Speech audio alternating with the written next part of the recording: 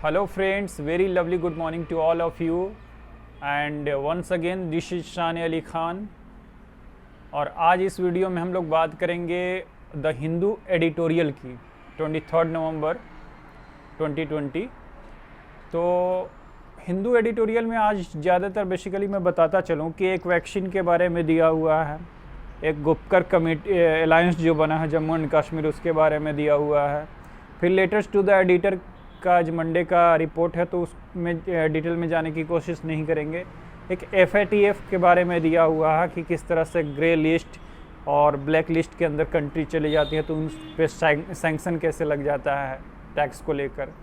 इसके अलावा एक लास्ट में बताऊंगा कि कार्टून जो देता है, मैंने पिछले वीडियो में भी बताया था कि कार्टून द हिंदू देता है, तो द हिंदू को कार्टून देने के पीछे कुछ कारण रहते हैं, उससे कुछ दर्शाना चाहता है। तो आप लोग भी उस कार्टून को देखकर 40-50 वर्ड में अपने आंसर को उसको एक्सप्लेन करके लिखिए। आज का कार्टून मैं बताऊंगा लास्ट में।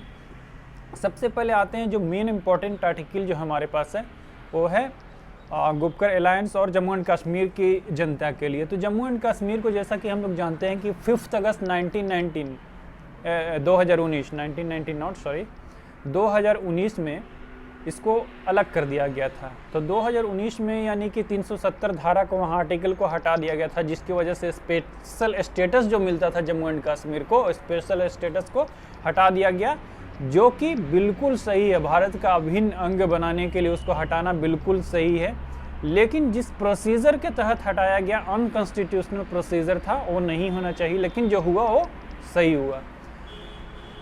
उस वक्त कुछ महबूबा मुफ्ती और उमर अब्दुल्ला फारूक अब्दुल्ला जो हैं वहाँ के काफ़ी अच्छे, वहाँ के हिसाब से जो नेता हैं यानी कि लीडर्स हैं, तो उनको डिटेंशन कैंप में रख दिया गया था, किन्हीं को नज़रबंद बना दिया गया था। बाकी दिनों के बाद फिर कुछ छूट कर आए हैं सभी, और सभी जो अपोजिशन में रहते थे PDP और नेशनल कॉन्फ्रेंस जो वहाँ की उमर अब्दुल्ला की पार्टी है, तो ये सब एक दूसरे के साथ अपोजिशन में रहते थे जब जम्मू एंड कश्मीर जब स्पेशल स्टेटस के तहत वहाँ का एक राज्य हुआ करता था। अभी राज्य वहाँ पे ये नहीं बल्कि यूनियन टेरिटरी बना दिया गया है दोनों को, जम्मू एंड कश्मीर और लद्दाख को। इसके अलावा मैं आप लोगों से जानना चाहूँगा कितने यूनियन टेरिटरी और कितने स्टेट हैं। तो 28 स्टेट हैं और 8 यूनियन टेरिटरीज़। यहाँ पे थोड़ा सा दिक्कत आ रहा है बच्चों को कि 8 यूनियन टेरिटरीज़ कैसे हैं, 7 तो ऑलरेडी थे तो 9 हो जाने चाहिए। लेकिन मैं ये बताता चलूँ कि Daman and Diu and Dadra and Nagar Haveli जो यूनियन टेरिटरी था उसको मिलाकर के 1 बना दिया गया, तो इसी वजह से वहाँ पे 8 हो गए हैं। अब आते हैं जम्मू एंड कश्मीर की जनता के लिए बात करते हैं। जम्मू एंड कश्मीर की जनता क्या चाहती है। खैर, अभी हम पंचायती राज सिस्टम के तहत पंचायत का इलेक्शन होने वाला है, जो कि 280 रूरल बेल्ट में यानी कि गाँवों में होने वाला है और 230 से ऊपर तक और शहर में होने वाला है यानी अर्बन बेल्ट में होने वाला है। बैकग्राउंड को जानने की कोशिश करेंगे दोस्तों कि बैकग्राउंड क्या रहा पंचायती राज सिस्टम का और कहाँ से मतलब ये आया है ना। तो सबसे बड़ी चीज़ है कि बैकग्राउंड ये रहा कि पहले 2 ही तरीके के गवर्नमेंट हुआ करते थे, एक सेंट्रल गवर्नमेंट और दूसरा स्टेट गवर्नमेंट, जो कि हम लोग बोल सकते हैं फेडरलिज्म इंडिया में है, लेकिन पूरी तरह से फेडरल स्टेट नहीं है हमारे पास, क्योंकि फेडरल स्टेट के पास एक ये रहता है कि स्टेट जब चाहेगा वो तब उस कंट्री से हट सकता है। लेकिन हमारे कंट्री के पास क्या है, सोवरेंटी है। हमारा देश खुद फैसला करता है कि कौन से स्टेट को तोड़ना है, हटाना है, बांटना है, क्या करना, वो खुद फैसला करेगा। हमारा देश सेंट्रल करेगी यानी कि सेंट्रल गवर्नमेंट। अब आते हैं हम लोग कि जम्मू एंड कश्मीर को, जैसे कि बात किया मैंने हटाना बांटना, तो जम्मू एंड कश्मीर को तोड़कर यूनियन टेरिटरीज बना दिया गया, जम्मू एंड कश्मीर और लद्दाख। तो जम्मू एंड कश्मीर में इलेक्शन होने वाले हैं, पंचायती इलेक्शन होने वाले हैं। तो जम्मू एंड कश्मीर की जनता को ये डिसाइड करना पड़ेगा, उनके जो भी लीडर चुन के आए तो उनके लिए काम करें, ना कि अपने। क्या हुआ है कि आपको स्पेशल स्टेटस के तहत जम्मू एंड कश्मीर को बहुत सारा पैसा मिलता था, जिसकी वजह से आप देखोगे कि जितने भी वहाँ के लीडर्स हैं वो तो काफ़ी बन गए, लेकिन वहाँ की जनता, वहाँ के जगह जिसको बोला जाए उसको, मतलब प्लेसेस को उतना डेवलप नहीं किया। उसके पीछे कारण ही आप देखो, आप एक आम जनता हो पूरे हिंदुस्तान में, आपका कंडीशन क्या है और एक लीडर्स का कंडीशन देखो। लीडर्स लोग कोई भी अपने बच्चों को गवर्नमेंट स्कूल में नहीं पढ़ाना चाहते हैं, इंडिया के स्कूल में इवन नहीं पढ़ाना चाहते, वो विदेश भेज देते हैं, कैम्ब्रिज, ऑक्सफोर्ड, हार्वर्ड ऐसे यूनिवर्सिटीज़ में। तो अब जनता को यहाँ पर डिसाइड करना है कि क्या करना है। लेकिन जब जैसा कि मैंने बताया कि बैकग्राउंड को जानने की कोशिश करेंगे पंचायती राज सिस्टम की, तो पंचायती राज सिस्टम जो आया है अमेंडमेंट 73 के तहत 1992 में, तो वहाँ पे 1992 में आया, तो ये जो है 11th शेड्यूल्ड में ये पड़ता है और 9th पार्ट्स के अंदर ये पूरा डिटेल्स आपको मिलेगा इसके बारे में जानने को। टोटल हमारे पास 25 पार्ट्स और 12 शेड्यूल्स जो है उसके तहत मैं बात कर रहा हूँ। 74th अमेंडमेंट जो किया गया, उसमें क्या किया गया कि म्यूनिसिपल कॉरपोरेशन, जो म्यूनिसिपल कॉरपोरेशन म्यूनिसिपलिटीज़ आते हैं, तो 74th अमेंडमेंट में म्यूनिसिपलिटीज़ को भी रखा गया। इसके अलावा बताता चलूँ कि 2 बॉडीज़ होती हैं, जैसे एक आपको बॉडी जो हो गई काउंसिल और दूसरी कमीशन। तो काउंसिल और कमीशन बॉडीज़ के अंदर क्या अंतर होता है, तो काउंसिल जो बॉडी होती है वो इलेक्टेड बॉडी होती है और कमीशन बॉडी जो होती है वो आप बोल सकते हो उसको अपॉइंट किया जाता है। जैसे एक सिंपल साधारण भाषा में ये समझने की कोशिश करेंगे कि जैसे लोकसभा की 545 सीट है, जिसमें 543 इलेक्टेड है और 2 अपॉइंटेड है जो प्रेसिडेंट के द्वारा वहाँ जाते हैं एमपी, और राज्यसभा में 12 अपॉइंट किए जाते हैं प्रेसिडेंट के द्वारा। 238 जो है वहाँ इलेक्टेड बॉडी एमपी जाते हैं ना। तो उसी तरह से अपॉइंटेड और इलेक्टेड बॉडी जो होती है कमीशन और काउंसिल। अब यहाँ पे बात करेंगे, थोड़ा सा हम लोग जानने की कोशिश करेंगे कि 3 टायर्स गवर्नमेंट इसको बोलते हैं। ये जो पंचायती राज सिस्टम है 3 टायर्स पे काम करता है। पंचायत पे यानी कि विलेज पे, तहसील पे यानी ब्लॉक लेवल पे, और एक डिस्ट्रिक्ट पे। 3 टायर में ये काम कर रहा है।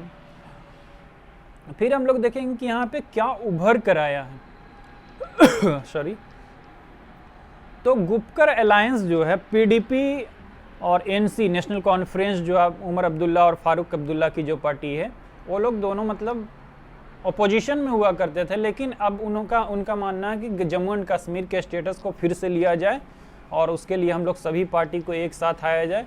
लेकिन यहाँ पे कांग्रेस ने बहुत चालाकी के साथ काम किया है। कांग्रेस क्या हुई कि जब ये दोनों मिल गए तो वो अपने आप को हटा ली है ताकि इन लोग भी उसमें पिस नहीं जाए, इसलिए कांग्रेस ने एक अच्छा पत्ता खेला है यहाँ पे। खैर, तो इनका क्या मानना कि एक गुपकर अलायंस जो बना रहे हैं हम लोग, इसमें पत्थरबाजी, गोले, बम बारूद, ये सब की बात नहीं होगी। गांधीवादी सिस्टम के तहत, नॉन वायलेंस के तहत उस स्टेटस को लेने की कोशिश की जा रही है। अब डायरेक्टली आते हैं हम लोग, जो इलेक्शन जम्मू एंड कश्मीर में होने वाला है, तो उसमें क्या होने वाला है। 280 अर्बन यानी कि शहरी और 280 रूरल यानी कि गांव लेवल पे, विलेज लेवल पे, और 230 से ज़्यादा अर्बन यानी शहर लेवल पे वहाँ पे इलेक्शन कराया जा रहा है। तो ये आपको कोशिश करना, जितने भी जम्मू एंड कश्मीर की जनता अगर हमें सुन रही है, तो आप ये कोशिश करो कि अच्छा रहनुमा, आपका अच्छा लीडर आए जो कि आपके डेमोक्रेटिक के बारे में, डेमो मतलब लोगों की आज़ादी होती है। आप ये देखो कि आप कितना आज़ाद हो, लीडर्स की लाइफ क्या होती है और आपकी लाइफ क्या होती है। तो आप एक अच्छे रहनुमा को चुनें जो कि आपके लिए बात कर सके, आपको मतलब एक अच्छा डेवलप जगह बना सके, आपके लिए स्कूल्स वगैरह का व्यवस्था कर सके, हॉस्पिटल्स, हेल्थ और एजुकेशन पे बात कर सके। अब हम लोग जानने की कोशिश करेंगे कि ये जो गुपकर अलायंस आया है, तो गुपकर अलायंस में जो पार्टियां, मतलब कि जो अपोजिशन पार्टी थी, वो एक साथ आने के पीछे, उसके पीछे राज क्या रहा, ये आप लोग खूबी जानते हो। ताकि जम्मू एंड कश्मीर की जनता कभी नहीं चाहेगी, या जम्मू एंड कश्मीर के लीडर्स कभी नहीं चाहेंगे कि उनका जो राज्य है, मतलब जम्मू एंड कश्मीर, वो स्पेशल स्टेटस में नहीं रहे। लेकिन हम भारत के लोग चाहते हैं, क्योंकि उसकी वजह से हम लोगों को, सेंट्रल गवर्नमेंट को काफ़ी पैसा देना पड़ता था, जो कि लीडर्स लोग ही यूज़ करते थे, वहाँ की जनता के लिए कभी यूज़ हुआ नहीं।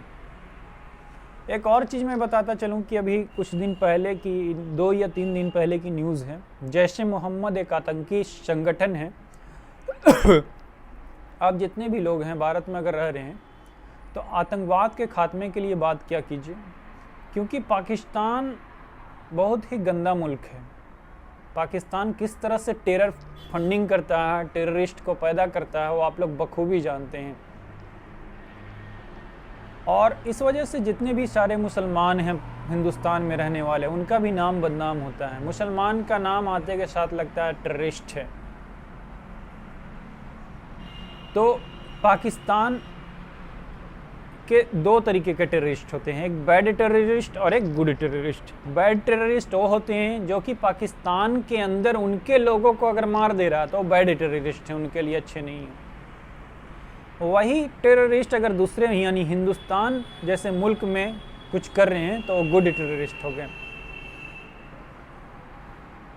अभी हम लोग बात करेंगे एक और चीज़ की कि जम्मू एंड कश्मीर के कुछ आतंकी संगठन के तहत कुछ लोग आए थे, टेररिस्ट घुस गए थे हमारे हिंदुस्तान में, जिसको पकड़ लिया हमारी इंटेलिजेंस ब्यूरो ने। और बताया जा रहा है कि 26/11 को फिर से दोहराने की कोशिश की जा रही थी और 150 मीटर तक का वो सुरंग को बना करके वो हिंदुस्तान में इंटर किए।